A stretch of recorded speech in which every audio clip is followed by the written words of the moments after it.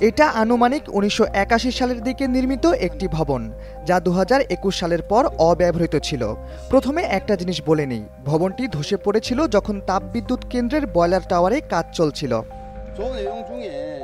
ভবন ধসের পর মোট ৯ জন আটকা পড়েছিলেন। ২ জনকে উদ্ধার করে হাসপাতালে নেওয়া হয়েছে।